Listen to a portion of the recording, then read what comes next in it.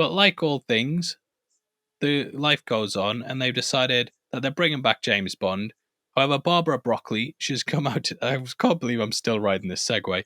Barbara Broccoli's come out and said the James Bond TV spin-offs will not happen. They're not making any James Bond TV spin-offs. Our focus is on making feature films.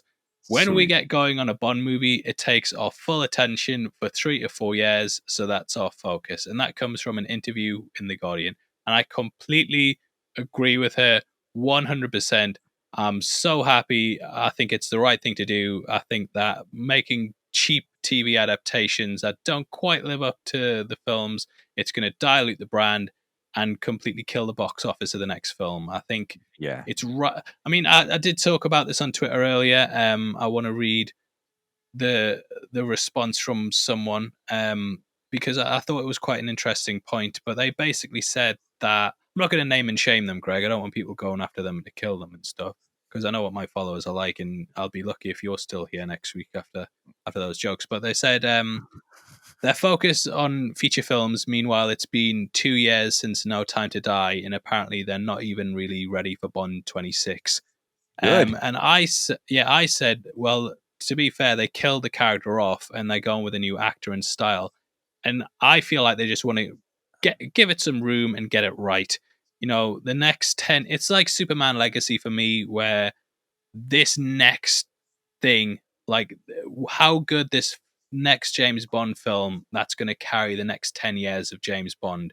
They have to really nail down everything about it. Whenever you bring in a new James Bond actor, you have to realize that he's probably going to be in it for the long haul. If they flop on that first film, it's going to affect so many different things going forward, Yeah. and it's going to be an uphill battle to get people invested in that. I mean, George Lazenby's the perfect example. They had Sean Connery, he left. They brought George Lazenby in. I think looking back, he was good, but he clearly wasn't accepted by the general public at the time, and they had to basically recast with Roger Moore the film after. And they don't want to be in a situation like that where they're just having to constantly. It could kill a brand. And doing TV shows like this, we've seen how Disney have been dead set on doing TV shows and how much it's diluted the box offices of their Yeah. big tent poles like Star Wars and Marvel. Well, you skipped out on T-Doll, by the way. Mm. Timothy Dalton, who a lot of people find But he did actually, too. Yeah, he was. A lot of people Did loved Living T-Doll Daylights, as Bond. and he People did thought he was actually License to like Kill. he was underrated. Well, what happened with him was Pierce Brosnan was going to be in the role, but they had a contract clause on Remington Steele where they could extend it. And then when there were talks and there were rumors that Pierce Brosnan was going to be Bond, Remington Steele guys, they thought, let's extend it. And then they brought Dalton in to do it. But I think Dalton's good. They went with he was kind of the prototype Daniel Craig, where they went with a much more serious tone. Because Roger Moore, love the guy, love him, love his eyebrow acting. That was great. But he took it in a very goofy direction by the end of it, and they wanted to make it more serious. So Dalton came on board, and License to Yeah. Kill, I think, was the first 15. In case you don't know, Greg, because you're American, in the UK we don't have R ratings and stuff. We'll have U for Universal, PG for parental guidance, 12, you can watch it if you're 12, 15, and then 18 is like our top level.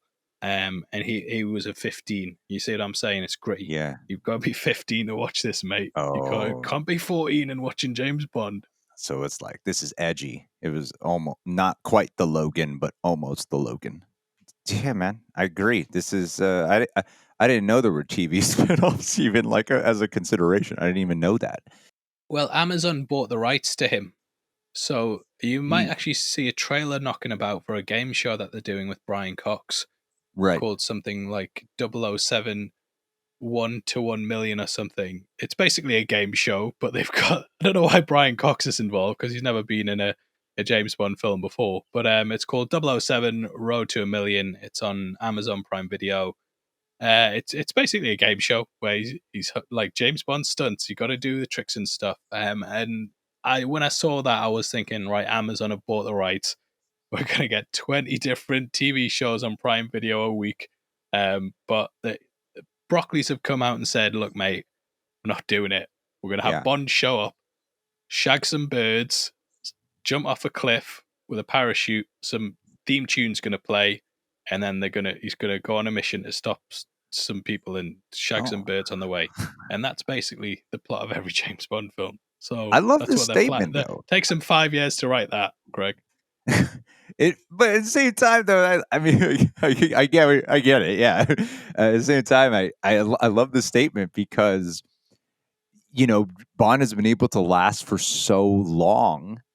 Where sometimes they get flops, and then other times they get like massive hits. If I'm not mistaken, Skyfall was the first one to crack $1 billion, and that was Yeah, like late into the game of James Bond. And because they know how to take breaks with Bond, they know how to space out Bond. They don't just keep.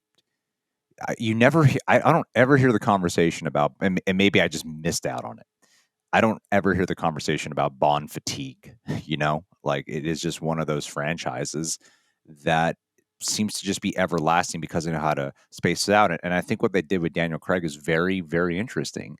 They essentially wrote themselves into a weird corner, and that a lot of times that can sound like a bad thing, but sometimes the greatest projects come out of doing your best to get really inventive and really creative to write yourself out of a corner, not take a cheap route out. Like, oh, Daniel Craig is actually alive, and now we've just did a new casting for Bond, because that's not the case of what you can do. They took a different approach with Bond from Casino Royale to No Time to Die, and they ended up doing something never done, which is they killed the guy off. It's very, very fascinating stuff of what they did. And so this would be the first time where, because people were like, Casino Royale is a origin story, and it was, but it was also like it wasn't going to the time period of Sean Connery, so it wasn't like you were doing the yeah. origin story that would lead into Sean Connery. It was tied in. It was tied in, but it was still modern day. So it's a very different approach. So they allotted themselves an opportunity to do some type of otherworldly or genre bend with it, where it's not like it's the same Bond we've been watching this entire time. And the fact that they killed them off is this would be the first time where it's like we get a new Bond every so many years or whatever, every so many movies. We get a new Bond, and I think this would be the first time where it truly feels like this is definitively a brand new James Bond right now, because they died and now we are starting over, and it's going to be very, very different. And I hope they're able to pull it off. I'm really curious, and I'm so glad they're not rushing it, because it's given us time Yeah, to let it go, and I think other franchises can learn a thing or two about what has allowed James Bond to be so prevalent for so many years, and why you don't hear this conversation about let Bond die, because the people like seeing it, and they've kept it simple. They have kept it yeah. simple. The Craig ones went a little bit more complex with the character. I say a lot more complex with the character than you normally do, and now it's like, what line do you ride? Do you go more into depth with who is James Bond and why is Bond the way he is? Or do you go back to more basics of something more superficial, like what you were talking about, I don't know what you do, but I think they can do something very intriguing. Yeah, no, I agree. I'm very excited for it. I know there's lots of talks at the moment that they should go back to the 60s and do it as a period piece.